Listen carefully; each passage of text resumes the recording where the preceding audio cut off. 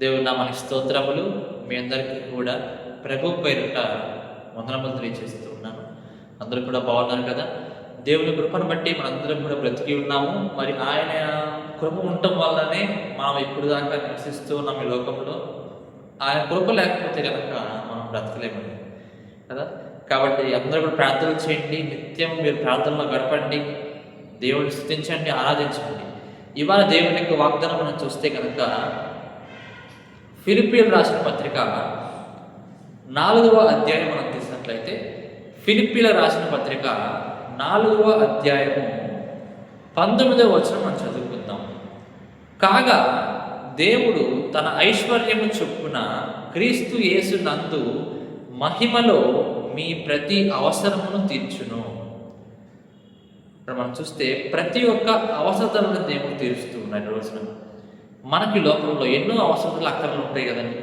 మరి కుటుంబాన్ని ఎలా పోషించాలి, ముందుకు ఎలా వెళ్ళాలి, లేదంటే జాబ్ ఎలా చేయాలి, లేదంటే స్టూడెంట్స్ అనుకోండి, వాళ్ళ యొక్క చదువులు ఎలాగ మనం ముందుకు వెళ్ళాలి, ఎలాగ ఫస్ట్ ర్యాంక్ సంపాదించాలి, మంచిగా చదువుకోవాలని చెప్పి చాలా అందరికీ కూడా ఏదో ఒక అవసరాలు ఉంటూనే ఉంటాయి.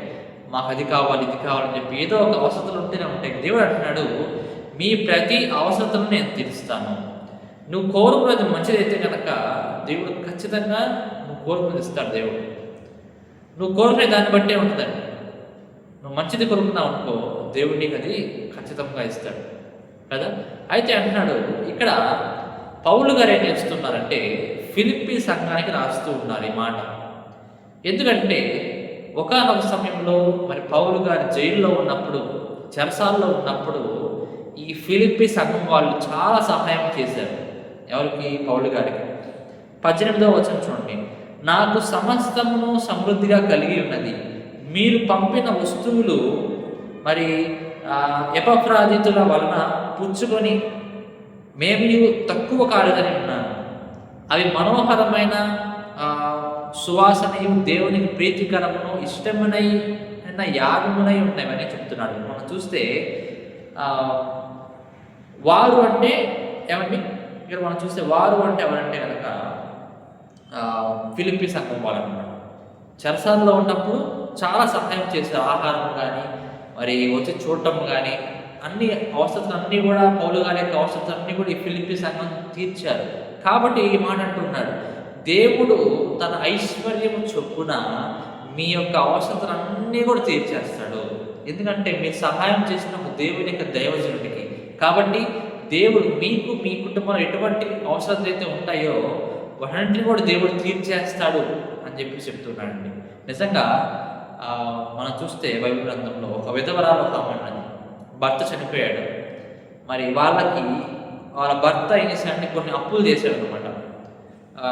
డబ్బులు తీసుకొని ఇవ్వకపోవడం ఆ విధంగా చేశాడు. ఆయన చనిపోయిన తర్వాత ఈ అప్పుల వాళ్ళు వచ్చేసి ఏం చేస్తున్నారంటే ఇంటి మీద పడుతూ ఉన్నారు.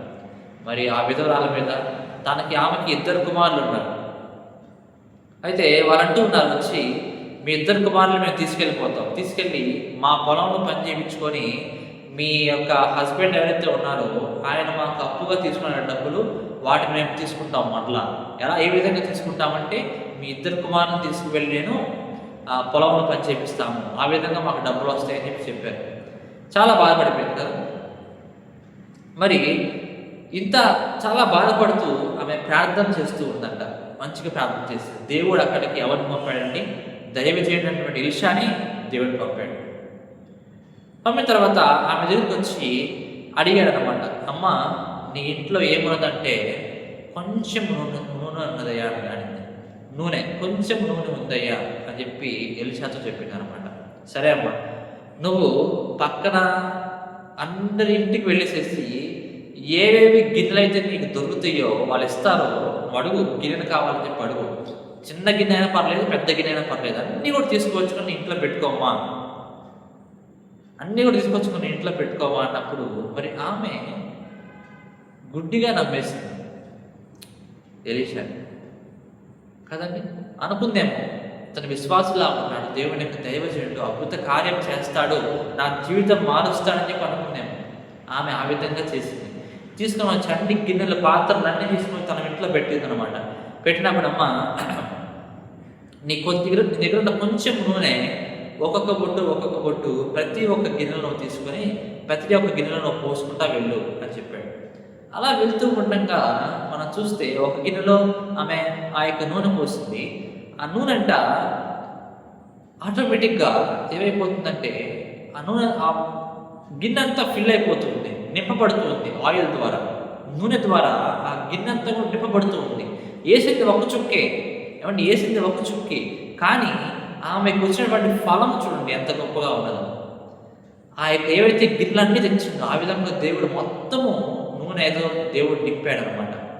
అప్పుడు ఎలీషా అంటున్నామా, ఈ యొక్క నూనెను నువ్వు అమ్ముకొని, ఈ కరువు సమయంలో నూనె నీ ఇంట్లో అయిపోదు, ఈ కరువు అంతా అయిపోయేదాకా నీ ఇంట్లో నూనె అయిపోదమ్మా, కాబట్టి ఈ యొక్క నూనెను మీరు అమ్ముకొని మరి వాటి ద్వారా మీరు సంపాదించుకొని మీ యొక్క భర్త చేసినటువంటి అప్పులు నువ్వు తెచ్చుకోమ్మా అని చెప్పి ఎలీషా చెప్పినట్లే మనం చూస్తున్నాం. చూడండి, ఆమె ఏం చేసిందంటే దేవునికి ఎంత ఇచ్చింది? కొంచెం నూనె ఇచ్చింది. ఆమె దగ్గర ఉంది కొంచెమే, ఆ కొంచెం ఏం చేసింది? దేవునికి ఇచ్చింది. ఇచ్చినంత వాళ్ళు దేవుడు చేశాడు, ఆమెకి సమృద్ధిని దయచేశాడు. అలాగే పౌలు గారు అంటున్నాడు, మీరు నాకు ఇచ్చింది కొంచెం అయినా సరే సమృద్ధిగా మీరు నాకు ఇచ్చారు, కాబట్టి దేవుడు మీరు చేసే దానికి ప్రతిగా మీ అవసరాలన్నీ కూడా తీరుస్తాడు. నిజంగా మనం ఇతరులు సహాయం చేస్తే దేవుడు మన సహాయం చేస్తాడు కదా.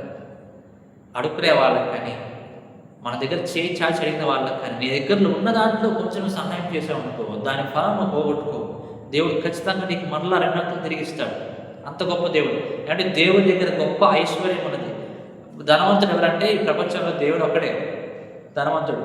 ఎంతో గొప్ప డబ్బులు, నగలు అన్నీ కూడా దేవుడి దగ్గర ఉంటాయి. అవన్నీ మీకు ఇస్తాడు దేవుడు. ఆయన దగ్గర తీసిస్తాడు నీకు. ఎప్పుడు ఇస్తాడంటే నువ్వు ఇతరులకు సహాయం చేస్తున్నప్పుడు, ఇతరులకు నువ్వు హెల్ప్ చేసినప్పుడు దేవుడు నీకు హెల్ప్ చేస్తాడు. నీ దగ్గర ఉంది కొంచెమే, దానిలో నువ్వేం చేస్తావు? ఒక అతను బాధపడుతుంటే నువ్వు వెళ్ళి ఇచ్చావు, ఆహారం పెట్టావు. దేవుడు దాన్ని చూసి, ఆ గొప్ప కార్యాన్ని చూసి, నీ యొక్క మనసును చూసి దేవుడు నీ అవసరాలన్నీ కూడా తీరుస్తాడు. ఆయన దగ్గర ఉన్నటువంటి ఐశ్వర్యం నీకు ఇచ్చి, ఏమంటే డబ్బులు నీకు ఇచ్చి దేవుడు మీ యొక్క అవసరాలన్నీ కూడా తీరుస్తాడు. మీరు అనుకున్న కార్యాలు జరుగుతాయి. ఏవైతే అనుకుంటున్నారో అవన్నీ కార్యాలు దేవుడు జరిగిస్తాడు. కానీ మీరు చేయవలసింది ఏంటంటే దేవునికి ఇష్టమైనటువంటి కార్యం ఉన్నది కదా, ఇతరులకు సహాయపడటం, అది మీరు చేశారనుకోండి, దేవుడు మీ అవసరాలు కూడా దేవుడు తీరుస్తాడని చెప్పి దేవుడు ఈ వాగ్దానాలను సెలవిస్తున్నాడు. దేవుడి యొక్క వాగ్దానాలను దీవించి ఆశీర్వదించును గాక. ఆమేన్.